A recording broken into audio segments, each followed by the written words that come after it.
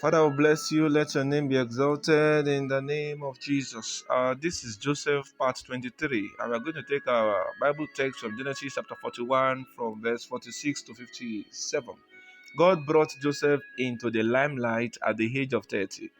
At this age, he was already the second in command to the mighty King Pharaoh. This is not in any way to push you out of God's will for your life. Every man has their own appointed time when God Himself will lead them to the top and sustain them there. For some people, God took them into greatness far before they reached 30. And for some, they were far above 30 before God made them fulfilled. For Jesus, it took him 33 years to achieve his primary reasons for stepping into earth. Don't rush yourself on anything. Let God lead and guide you. Just like Joseph, you will find yourself in your promised land in no time.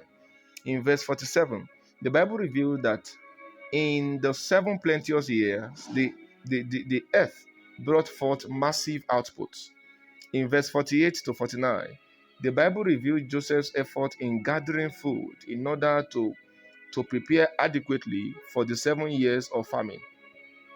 One thing to note here is that what Joseph interpreted to the king, interpreted what Joseph interpreted to the to the king's servants happened the same way, just as he said it. And also what Joseph interpreted to the king happened the same way he said it. If what Joseph said didn't eventually happen, then it means that everything the king gave to him will be taken away from him.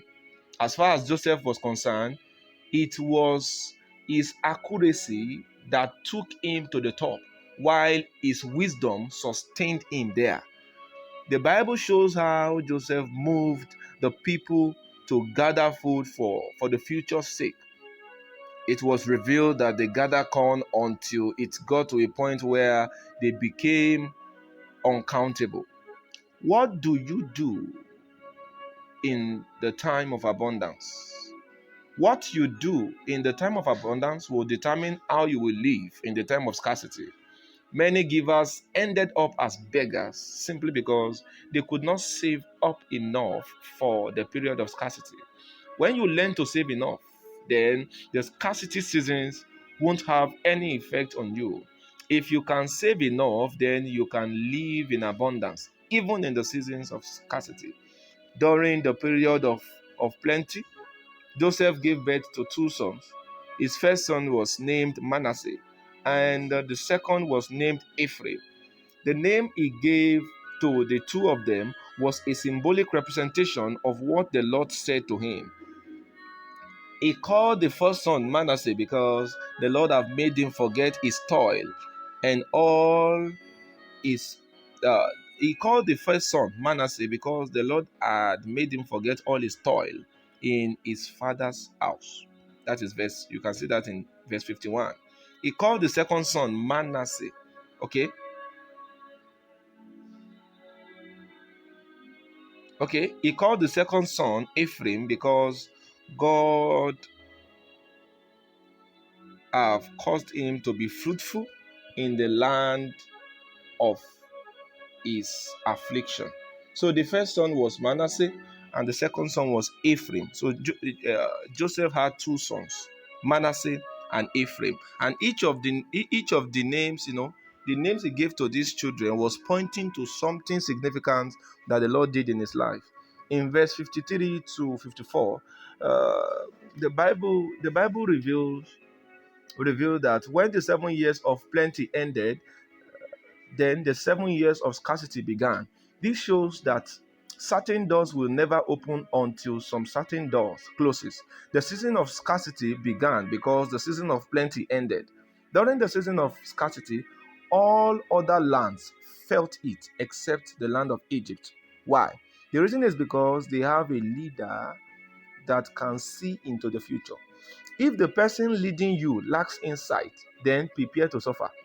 Other nations began to depend on Egypt for survival because somehow their leader couldn't see far into the future. They were living in the now.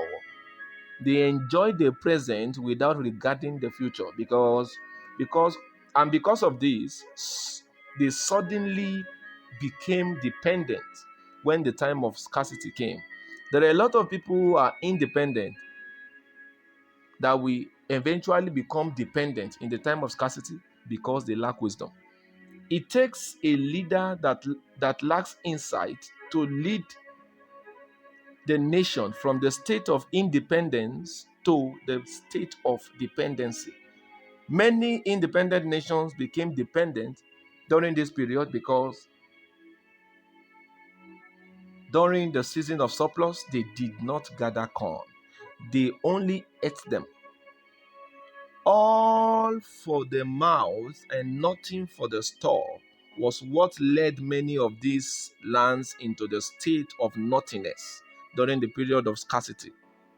All for the mouth and nothing for the store is what makes for poverty. When the people go to Pharaoh, he will direct them to Joseph. In addition to Joseph's post, he was also their minister for finance and food control. During this period, Egypt became more prominent and popular among other countries because they were the ones supplying food to other nations.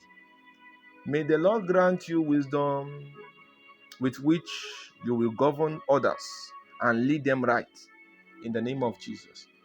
The impact of Joseph in the land of Egypt is still felt till now.